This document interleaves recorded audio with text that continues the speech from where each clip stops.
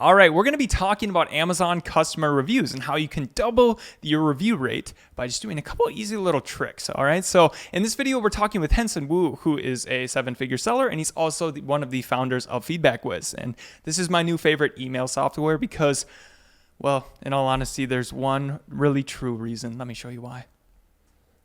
Okay, here's the reason why. You can send GIFs. GIFs.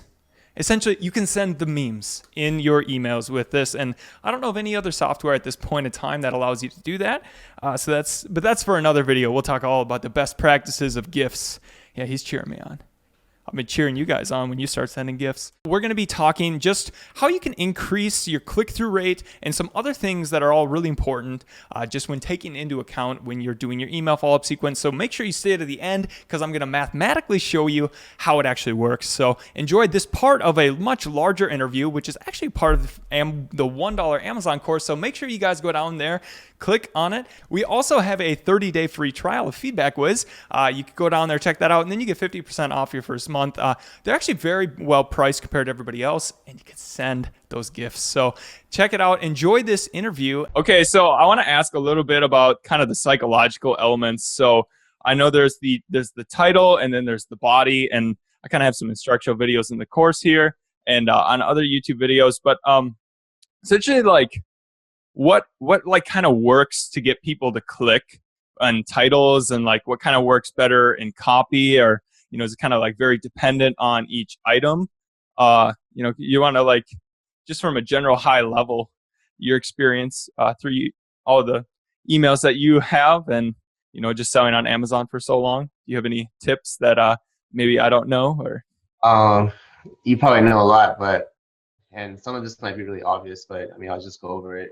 Well, I like to compare what's similar between everybody. That's Right. so you can state the obvious, because then it's like, oh, hey, everybody says this, and then it's like, oh, wait, but here's that opinion and that. So just say your kind of overall thoughts. Yeah, so I would say, I mean, the most important thing is the subject line, right? Because that's the first thing you see in the email box, and if they don't open your email, then it's worthless, right?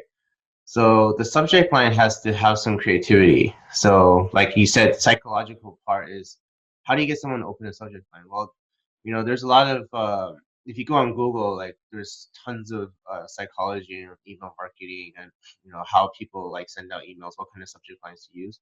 In the Amazon space, it works the same way, right? It's Oh, kind of okay. it's kind of catered towards like, hey, these are the same people, like they want to open, they get tons of emails, and a lot of times people don't open all their emails. So what can you do or write to get them to open your email? So actually what we've done, like I think about 3 or 4 months ago, is we actually did a analysis on all their customers that sent more than 10,000 emails in a month, and we looked at all the highest open rates on those. And what we did was we actually contacted those guys and asked them, hey, is it okay if we shared it? So I can share with you some of the open lines that we had back then. I don't know, we haven't done it for a while, so we could probably do one later as a follow-up. But And yeah, and then usually you the guys really kind of generic, update in the Facebook group too, right? Every once in a while, you'll kind of. in our Facebook group, we put a lot of little details in there to help you guys out. So we noticed that actually the ones that are really generic are the ones that get opened the most, rather than like, please leave a feedback or please leave a review as a subject line, because a lot of people already know, like, hey, they're going to try to get me to leave a feedback review. I don't want to bother reading it.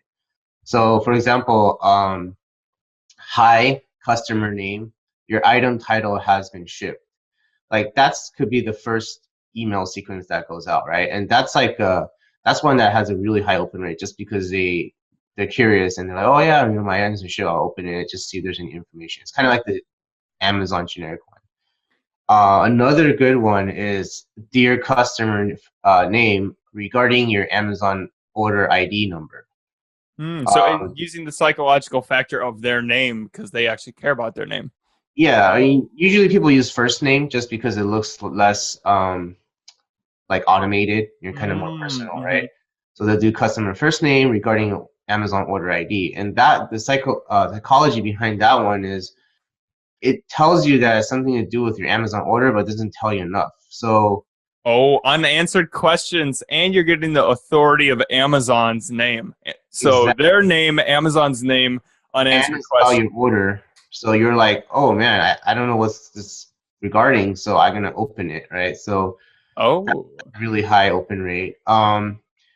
Yeah, like important update about your Amazon order. Like obscure kind of titles that kind of tell you about Ooh. regarding your Amazon order, but doesn't tell you like, hey, I want you to leave me a feedback or review.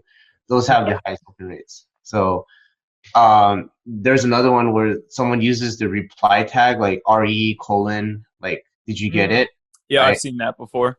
That works That's a pretty good good. one too.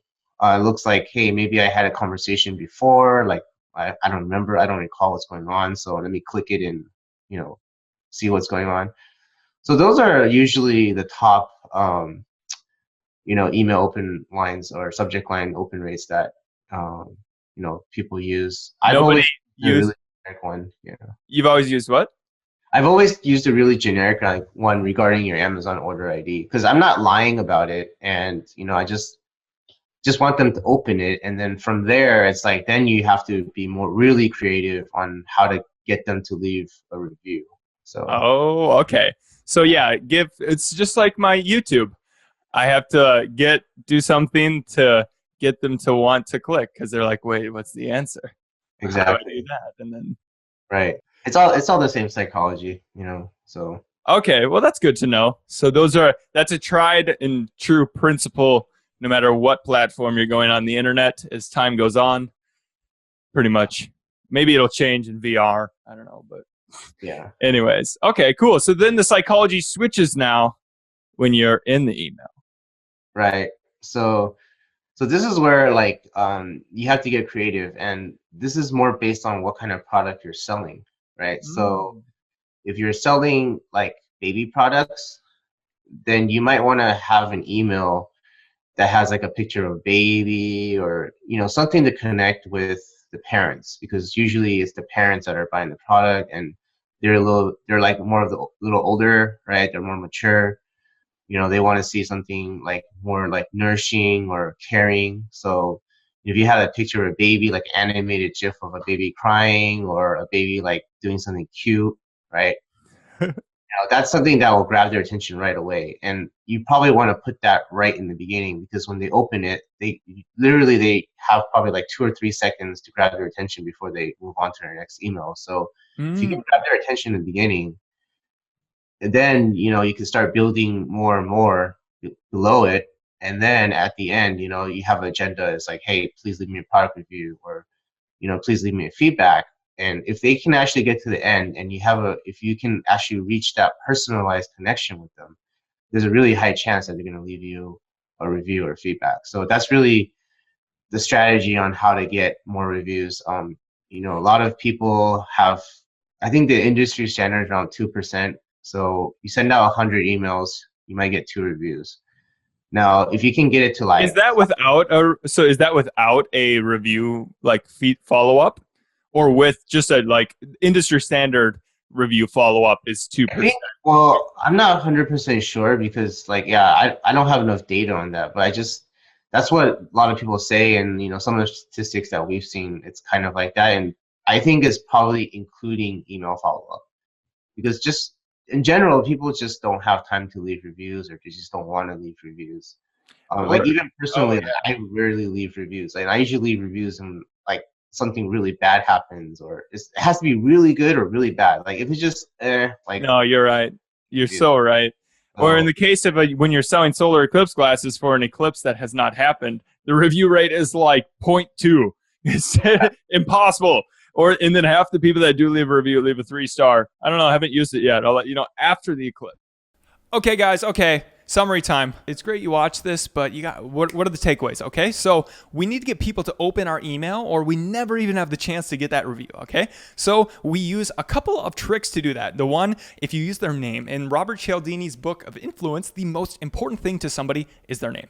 Okay, so we're going to use the name. Then once there's that, essentially you want to use authority, because that's another psychological bias. So Amazon is a name. And then you use the thing that we are human thinking machines. And if we get asked a question or a problem, it's like, you can't just not solve it. So you want to leave some ambiguity and use that clickbait, like, we're using on the YouTube. So do that. You get people to open it. And then once they're in there, you want to make that psychological connection with them. Why are they going to feel to actually go and do this? Because, I mean, you kind of just conned them into opening the email. But you got to do that. So now make them love you. Okay. Make a connection with your market. A/B split test. See what works for you. If you guys want to comment down below what works for you. Oh, I forgot to mathematically show you guys why you could double your review rates with this. So I'll go and pull this up here. So essentially, we look right here. Oh, my hand doesn't go that far. We'll just imagine that it did. So if you just increase your open rate by 50%. I know that sounds like a lot, but it actually is very true. Your title is going to be the most important thing that you can do to increase your reviews. And then once you're there, I mean, it's also your conversion rate. Like if it's just a standard template, it's not going to work very well. So, if you're able to get that 40% increase, which is just going from a 5% to a 7%, very easy gain by just A/B testing and getting that emotional connection with your audience, it's going to make a big difference. And then you could go from a 1% to a 2% review rate. Now, the best that I've ever heard of is a 10% review rate. The worst is if you're selling eclipse glasses before the eclipse, because then nobody wants to leave a review. We already talked about that. And then, down there, course sign up. Feedbackwhiz sign up so you can send those gifts and the memes. We're going to coming out with that video soon. And look forward to a lot more updates coming daily. Not daily. I'm not going to promise daily, but we will get there. I don't know if we'll sustain it, but we have a lot of content coming out. So I'm super excited to share all this with you guys. And I hope that you have a great day. And let me know and make sure you're subscribed. Hit the bell.